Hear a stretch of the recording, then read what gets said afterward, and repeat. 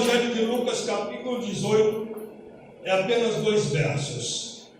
Diz assim: acaso Deus não fará justiça aos seus escolhidos, que clamam a Ele dia e noite?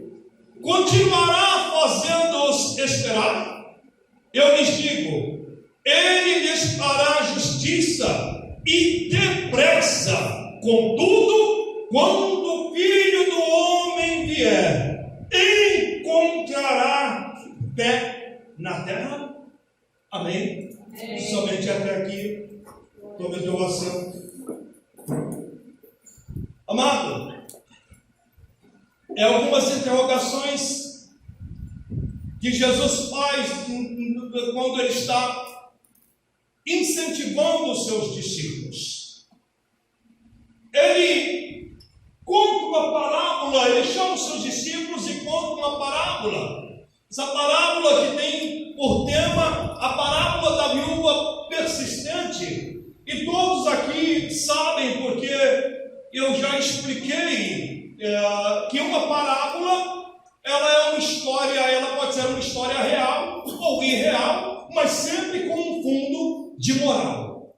Amém? E Jesus incentivando os seus discípulos a permanecerem na oração, a estarem firmes, convictos de que há uma glória maior a chegar, algo a ser esperado, há um propósito para a vida de cada um. Jesus, ele ali ensinando os seus discípulos, ele conta a parábola dessa viúva persistente, que ela clama, ela pede por justiça para o seu governo, ou para o seu governador, que não temia Deus e não tinha compromisso nenhum com pessoas, não ligava para pessoas. Então ele não estava nem aí com pessoas, mas ela estava clamando o tempo todo por justiça, porque ela queria justiça, e de tanto ela perturbar ele, de tanto ela insistir, ele falou: eu vou fazer justiça para essa mulher, para ela parar de me importunar, eu vou fazer a justiça que tanto ela me pede. E assim ele concluiu, assim ele julgou a causa em favor dessa viúva. E Jesus termina essa parábola dizendo: olha, preste atenção nessa história, falando para os seus discípulos, preste atenção nessa história, porque se um juiz que não teme a Deus e que não liga para pessoas fez justiça pela insistência de uma mulher, quanto mais o justo juiz, que é Deus, e que ele liga para pessoas, ele se importa com você, ele se importa comigo, ele se importa conosco. Então, se o justo juiz, que é Deus, e ele se importa comigo, não fará justiça para com a nossa causa, é isso que ele está ensinando, a fim de motivar os seus discípulos a permanecerem na oração, a permanecerem na fé. Por quê, querido? Nós vivemos um tempo de fé muito circunstancial, de acordo com as circunstâncias. A nossa fé, ela sobe, ela desce, ela parece a bolsa de valores, né? O tempo inteiro, daquele jeito, de acordo com a circunstância. Mas não é e não deve ser assim. Nós devemos permanecer, devemos acreditar, persistir, mas para persistir, querido, é impossível fazer isso se não houver oração nas nossas vidas. Se não houver uma vida de oração, de devocional. Porque, querido, se a oração é que abastece a nossa fé, como está o teu tanque? na reserva? Você é aquele que passa lá e põe 10 continhos? Ele nunca sai da reserva. A minha oração está dessa forma. Igual esses 10 continhos de combustível. Esse é o problema. Até a tua gasolina pode até ter assim, mas a tua vida de oração não pode ser assim. Não pode ser dessa forma. Eu tenho que abastecê-la. Com oração, com devocional, com leitura da palavra. Eu vou usar aqui o exemplo que o irmão me procurou, pastor. Eu estava pensando, e eu quero ser o seu discípulo. Eu falei, Falei, você tem certeza que você quer ser o meu discípulo? Porque as pessoas entendem errado essa questão, muitas vezes essa questão de discipulado. Porque as pessoas querem ser discípulo, muitas vezes, no tempo que sobra para ele. E eu falei, essa é a diferença. O discípulo, ele não tem escolha de tempo. Ele é discípulo no tempo do mestre. É assim, eu falei, hoje está tão difícil formar discípulos por causa disso. Porque o discípulo, ele anda no tempo do mestre. Jesus não chegou para nenhum dos seus discípulos e disse assim, qual é o tempo que você tem, que te sobra, para mim fazer de você alguém? Não. Para todos ele chegou e falou, bem siga. Todos estavam trabalhando. Não tinha nenhum vagabundando. Não tinha nenhuma toa. Até o que era ladrão estava trabalhando. Que era Mateus cobrando imposto. E ele largou e foi seguir Jesus. E quando chegou o jovem rico, ele falou, o que eu faço para ter, mestre, a vida eterna? Segue os mandamentos. E o jovem rico falou, mas eu já faço tudo isso. Ele falou, então você está querendo ser perfeito. Se quer ser perfeito, vem e siga-me. Então você está querendo ser meu discípulo. Para ser perfeito, é meu discípulo. Larga tudo, vende tudo e siga-me. Então é no tempo do mestre, é como o mestre quer. E eu falei, hoje é difícil fazer discípulos. Porque você vai ter que andar no tempo do mestre. Eu falei, então vamos começar assim? Eu vou te dar alguns textos e livros para ler. E depois nós conversamos a respeito disso. E tempo para você ler esses textos e esses livros. Vamos começar o discipulado assim. Amém? Então, entenda que não é fácil ser discipulado. E precisa querer ser discipulado. Precisa haver um querer e uma disposição. Aleluia. Disposição. E é o que falta muitas vezes nas pessoas. Essa disposição para ser discipulado, para ser transformado. E para tudo isso é necessário tempo. Tempo de oração, tempo de dedicação. Você está entendendo? E Jesus, ele está incentivando os seus discípulos a persistirem nisso, a persistirem nessa oração, a continuarem crendo, querido. Entenda uma coisa, veja o que o Evangelho de João, capítulo 1, verso 14 diz, que o Verbo se fez carne e habitou entre nós. Há uma tradução dos originais que diz diferente, que diz que o Verbo se fez carne e tabernaculou no nosso meio. Olha que coisa tremenda. O Verbo se fez carne e tabernaculou no nosso meio. Como quem diz, o real está no nosso meio. Agora o que é real está no nosso meio. Não é mais uma sombra. O real está no nosso meio. Até porque o tabernáculo era sombra. Agora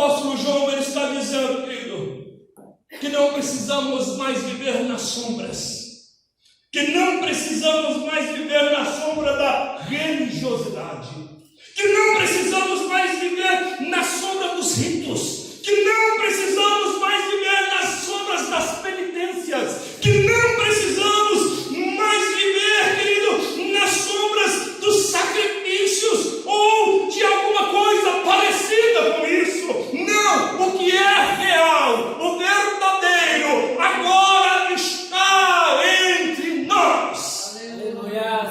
É isso que o apóstolo João está dizendo para todo aquele que crê. Amém, querido? Amém. Aleluia.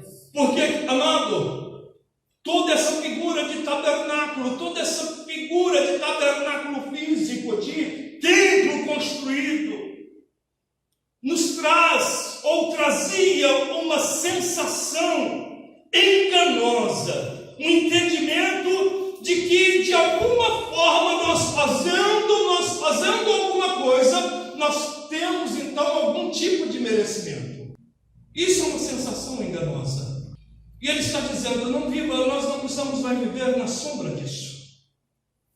Nós não merecemos nada. E não há nada que nós possamos fazer para merecer. Agora, Jesus encarnado, ele agora é o tabernáculo vivo. É o tabernáculo que não se desmonta, que monta e desmonta, não. Ele é o tabernáculo que habita ambulante no meio do povo. Aleluia! E a sua glória, ela é vista, ela é real, como do unigênito do Pai. Aleluia! E a glória dele agora envolve, não se precisa mais um sacrifício para que se leve até o sacerdote, e o sacerdote então entre no Santo dos Santos para oferecer.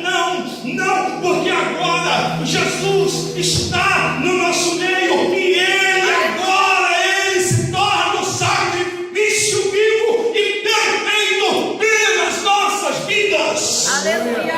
Aleluia. Glória a Deus. Oh, aleluia. Nós não temos merecimento nenhum, não. O real, o perfeito, o Deus encarnado se tornou um sacrifício de uma vez por todas, por mim e por você, querido. Aleluia. Aleluia! Ele se tornou o sacrifício perfeito pela minha vida e pela sua vida. E somente através, querido, disso, somente através dele, nós podemos ser redimidos. Não há outro jeito, não há outro caminho, só podemos ser redimidos por ele. Aleluia! Por isso todo aquele que nele crê e for batizado será salvo. Infelizmente aquele que não crê já está condenado. E não sou eu que digo isso, é a palavra de Deus que diz isso no Evangelho de Marcos, capítulo 16, verso 16. É a própria palavra que diz isso. Quem crê e for batizado será salvo. Mas quem não crê já está condenado pelo fato de não crer. Amém?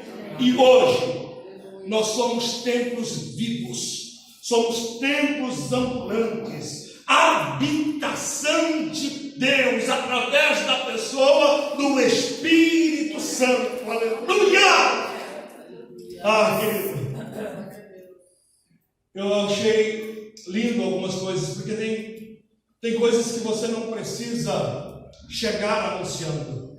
E é fato que às vezes a gente, quando está aprendendo, quando está começando, às vezes a gente tem aquele entusiasmo de chegar e querer, eu vou mandar Jesus nesse camarada. Ele não está querendo, mas a gente está querendo mandar ele e vamos empurrar, né? E aí às vezes a gente se torna inconveniente, até chato. E eu não estou falando que isso é uma regra, que às vezes a inconveniência dá certo também, né? Eu não estou falando de regra, mas estou falando que às vezes acontece isso e a gente vai aprendendo na caminhada que não é assim. né? Que a coisa vai fluindo naturalmente. E a gente está sempre aprendendo, né? Por exemplo, eu aprendi uma coisa nova esses dias, que você que faz muito tempo que não fez limpeza de pele, não faça antes de um evento, que você vai ficar detonado. Eu aprendi isso. Ninguém me falou. Eu poderia ter alguém para falar, pastor, não vai ter congresso, não faz essas coisas, né? Mas ninguém falou, vai. E tal. E aí você fica meio desfigurado, né? E tudo mais. Mas enfim, há sempre tempo para aprender. Aleluia, não faço mais isso. E vou ensinar as pessoas a não fazerem. Imagina, devia ter me ensinado. Mas são coisas que a gente vai aprender. Mas esses dias eu estava lá.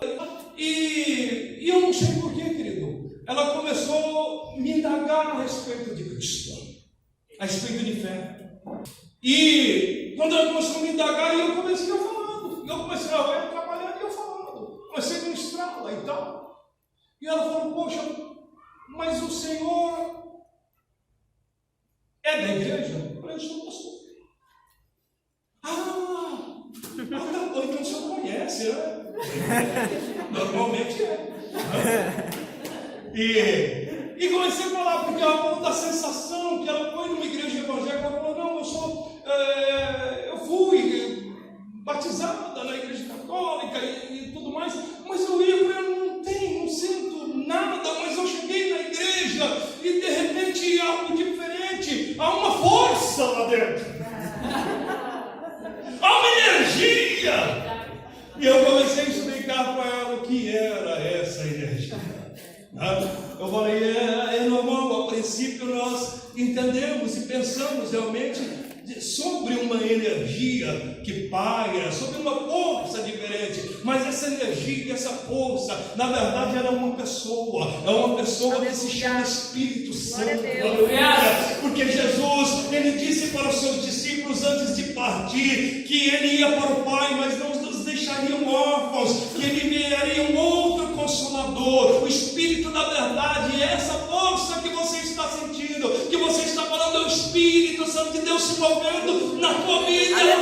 Então é isso, aleluia, glória a Deus, aleluia, então é isso que eu estou sentindo. Eu falei, é isso que você está sentindo, aleluia, glória a Deus, querido. E ali nós podemos ministrar um pouquinho a vida dessa pessoa, e ela ficou muito feliz, muito alegre, porque criou ainda mais um desejo de estar, de ir, de provar essas coisas. Aleluia! Então, querido, às vezes não é sem palavras, é com o seu comportamento, é como você chega, é como você se porta, é como você se mostra ali. Às vezes não precisa falar nada, a pessoa vai te ver e vai ter curiosidade de falar alguma coisa, de querer alguma coisa. Aleluia!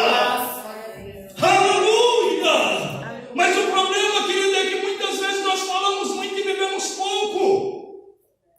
Você está entendendo? Falamos demais e vivemos muito pouco aquilo que falamos. Então, meu querido, o nosso comportamento, ele fala muito mais que palavras. Amém? Aleluia! Então, o Espírito de Deus, ele habita na minha e na sua vida. E as pessoas vão ver isso, querido. Aleluia. Isso vai ser latente aos outros. Isso vai ser latente. Não é algo que você precisa mostrar. Não é algo que você precisa exibir. Isto é latente em você.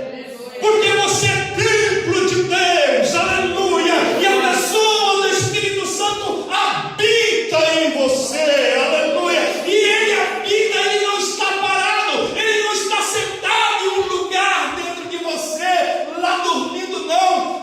Querido, a palavra de Deus diz que ele vai se mover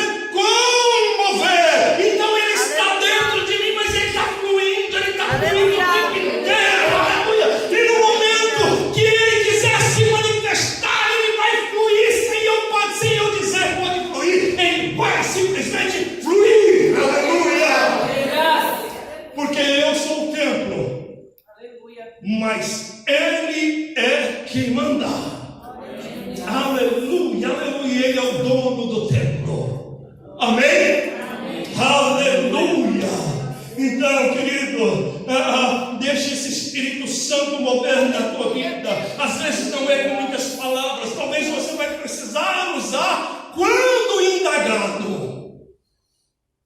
Mas deixa fluir. Deixa fluir. Sem palavras, deixa fluir. Mas se indagado, esteja preparado. Aleluia.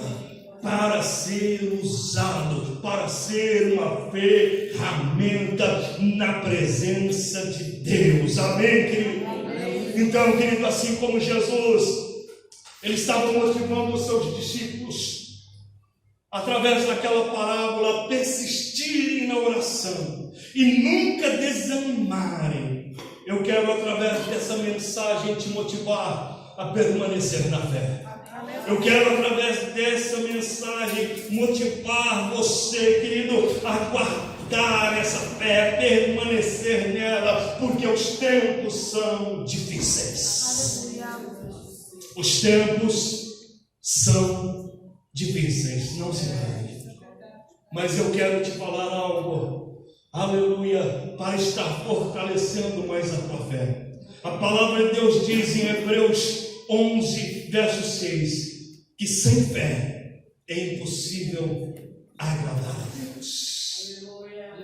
Também diz em Romanos, capítulo 10, verso 17, de sorte que a fé vem pelo ouvir, e ouvir a palavra de Deus. Em Hebreus 10, 38 diz, mas o justo viverá da fé, mas se ele retroceder, minha alma não tem prazer nele. Também diz em Efésios 2, verso 8, porque pela graça sois salvos por meio da fé, e isto não vem de vós, é dom de Deus. Aleluia. Romanos 3, 28 diz que o homem é justificado pela fé. Amém? Sem fé é impossível ser justificado. 1 João capítulo 5, verso 4 diz, essa é a vitória que vence o mundo, a nossa fé. O homem sem fé não vence o mundo. A vitória que vence o mundo é a nossa fé. Aleluia. E essa é a importância, querido, de permanecer em fé, de estarmos abastecidos em fé. E nós já falamos aqui que para nos abastecermos em fé é necessário orar, é necessário devocional, é necessário ler, é necessário buscar.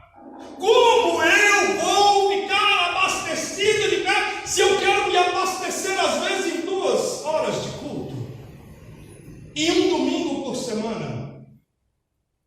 É essa? Vai andar na reserva o tempo todo. E naquela reserva mesmo, engasgando.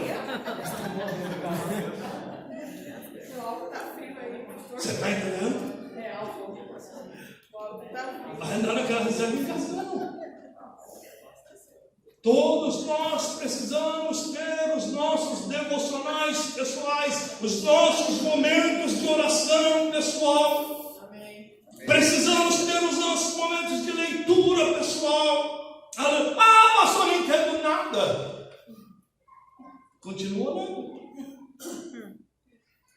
Uma hora entende. Pede para Deus. Ou queira o mestre, mas entenda, não é no seu tempo, é no tempo do mestre. Você está entendendo? Então, busque, chore em cima da tua Bíblia. Pastor, mas eu não tenho Bíblia. Compre uma para chorar nela. É necessário, querido, termos o nosso devocional, é necessário esse esforço pessoal de se dedicar àquilo que dizemos ser o nosso crer, a nossa fé, o nosso Deus, a nossa justiça. E andarmos com o nosso tanque abastecido com fé. Aleluia! Sabe, querido, na maioria das vezes tem sido circunstancial, de acordo com a circunstância ao qual nós estamos vivendo, como nós falamos lá no início. Se a coisa está boa, a nossa fé está boa. Se a coisa desce, a nossa fé vai lá para baixo junto. Ah, eu queria tanto, mas e agora? Ah, agora eu não sei. Mas era de Deus, e agora? Agora eu não sei mais se é de Deus. Ué, mas por causa da circunstância? Se era de Deus no início, tem que continuar sendo. Amém. Independente da circunstância. Se foi de Deus lá, quando estava em cima, lá embaixo, tem que continuar sendo de Deus. Porque é Ele que pode fazer a diferença novamente. É Ele que pode fazer a diferença. É Ele que pode mudar e reverter a história, querido. Mas nós estamos vivendo essa fé circunstancial. É a fé que vai de acordo com a nossa posição na pirâmide. Não? A nossa fé, ela está de acordo com a nossa posição lá na pirâmide. Onde que está o seu tijolinho? Você é um tijolinho. Onde que você está lá na pirâmide? E a nossa fé tem sido assim. Se eu estou lá no topo da pirâmide, oh, que maravilha! E se eu estou lá embaixo da pirâmide, oh, Jesus, misericórdia! Quando clama por misericórdia, não podemos viver esse tipo de fé circunstancial, porque nós estamos vivendo os discursos triunfalistas. Em todo lugar que você zapeia a TV tem um discurso de triunfalista. Tem uma coisa, que você vai acontecer. Que vai acontecer, que vai fazer. Olha, traz aqui, vem para cá, traz isso aqui que vai acontecer. Está sempre um discurso triunfalista. Você não foi colocado por cauda, mas sim por cabeça. A pirâmide vai girar, e quem estava lá embaixo, a pirâmide na roda, né? Vai girar, e quem estava lá embaixo vai ser colocado lá em cima. É o discurso que nós temos escutado. É os discursos dos dias de hoje. E aí a galera vibra. Por quê? Porque ninguém quer ficar lá embaixo na roda. Todo mundo está, vira a roda, que eu quero subir, gira. Gira que eu quero sair aqui de baixo e quero ir lá para cima, gira. Está todo mundo pedindo para a roda girar. Mas você já pensou que a lógica de Deus pode ser diferente da minha e da sua? Aleluia. Você já parou para pensar que a lógica de Deus pode ser diferente? Que a base da pirâmide para Deus pode ser o lugar alto? E que o topo da pirâmide pode ser o lugar baixo? Você já parou para pensar nisso? Que o alto para Deus é lá embaixo. E o lá embaixo para Deus é o alto. E por isso, Ele não vai querer te colocar no topo. Eu explico. Quantos já viram aqui aquelas pirâmides humanas? Pirâmide humana. Que vai juntando o pessoal e vai subir. Vai virando aquela pirâmide lá e tal. Normalmente os nossos olhos focam naquele magrinho que vai escalando, né? Não é isso? A gente foca no magrinho que vai escalando e está lá no topo e faz até umas peripécias lá no topo da. A gente nunca fica olhando nos gordinhos para lá embaixo. O magrinho está fazendo estripulia lá em cima e os gordinhos segurando aqui embaixo. A gente nunca foca neles. A gente foca no magrinho que está lá em cima. Mas quem está segurando? Quem é a base? Quem é a base dessa pirâmide?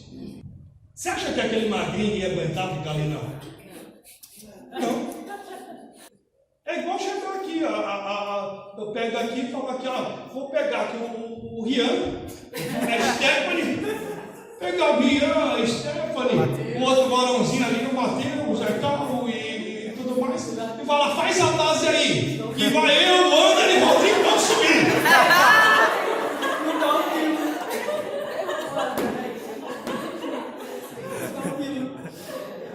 Então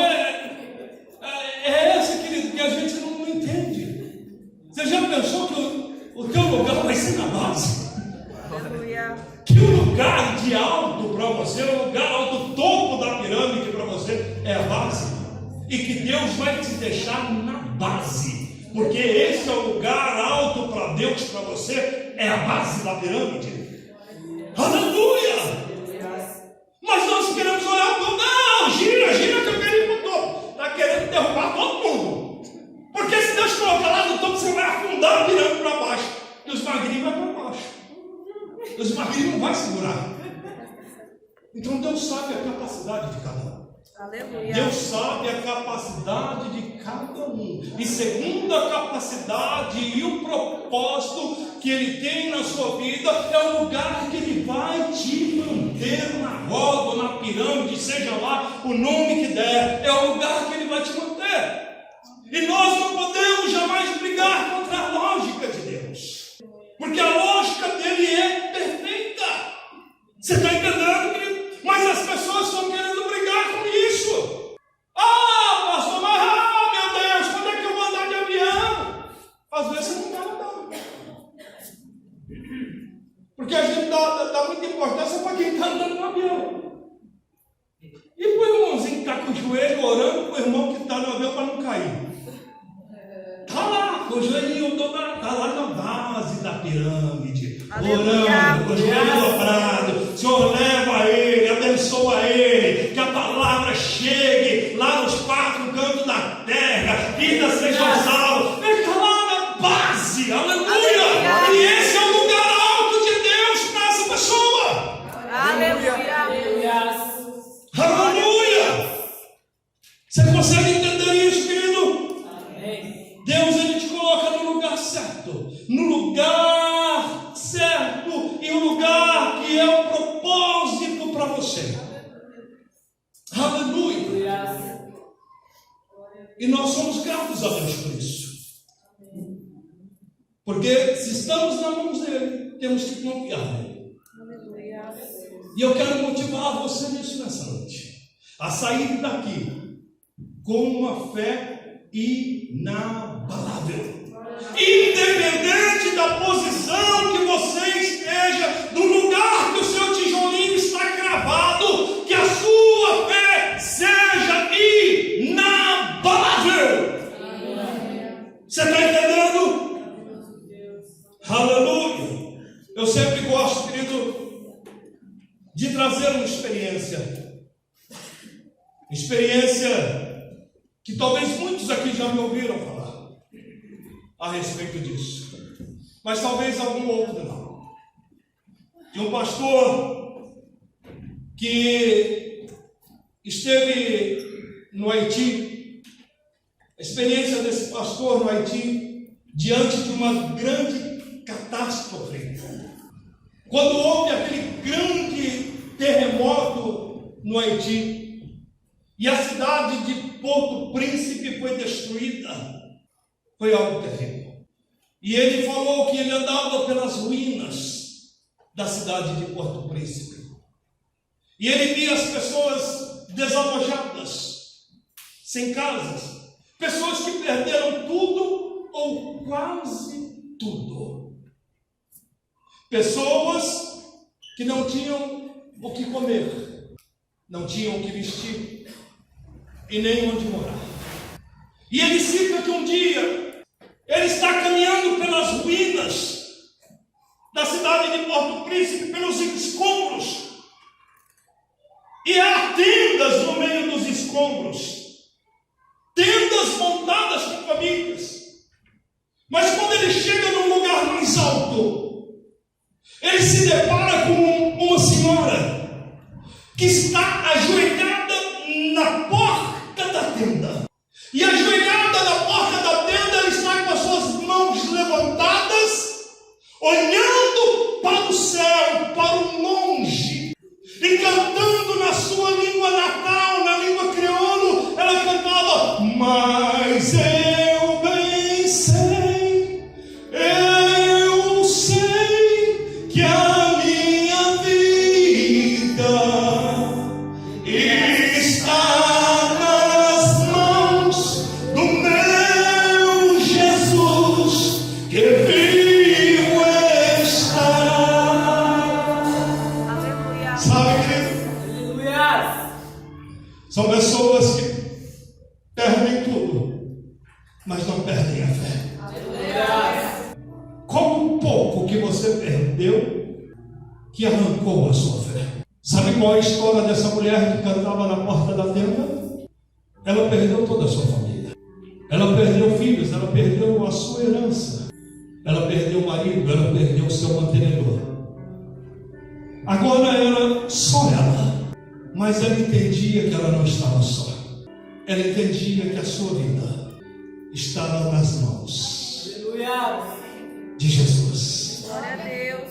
E que esse Jesus não estava morto. Aleluia. Ele estava vivo. Aleluia. A sua vida estava agora nas mãos de um Jesus vivo. Não estava na mão do governo.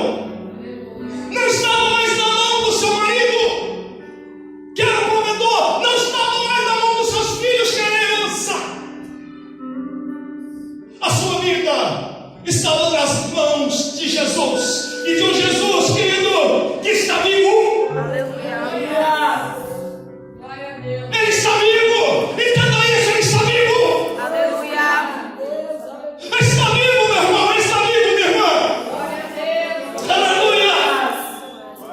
Muitas vezes nós falamos com um Deus que parece que não está vivo. Nós falamos displicentemente. Nós oramos com displicência. Nós cantamos com displicência. Nós adoramos com displicência. De qualquer maneira, de qualquer jeito. Como se ele estivesse morto, como se ele não estivesse ouvindo. Mas eu quero te dizer uma coisa, querido. Deus está ouvindo. Deus está te vendo. Deus está te vendo. Aleluia. Ele está te vendo. Não se passa sequer um pensamento seu oculto aos olhos dele. Aleluia. Ele está te vendo. Glória a Deus. Aleluia. Então, certo como o ar que eu respiro, eu sei, querido, que ele está te vendo. Eu sei que ele está vendo tudo em qualquer momento. Quando eu oro, eu sei que o meu Redentor, ele vive. Aleluia. Eu sei que ele vive. E ele responde. Às vezes não é como eu quero. Não é no momento que eu quero. Não é do jeito que eu quero ou que eu espero. Mas ele responde. Sempre ele manda uma resposta. E ele manda as respostas lá em casa. Eita. E ele não manda a resposta espiritual, ele manda a resposta carnal. Ele manda as respostas lá, bater lá no caso. Aleluia. Aleluia! Glória a Deus. Seja para casa, seja para a igreja, a resposta chega Aleluia. do jeito que ele quer chegar. Aleluia! Sabe, querido? Abasteça a tua fé. Abasteça a tua fé, mas creia, te entregue. Não louve com displicência. Oh,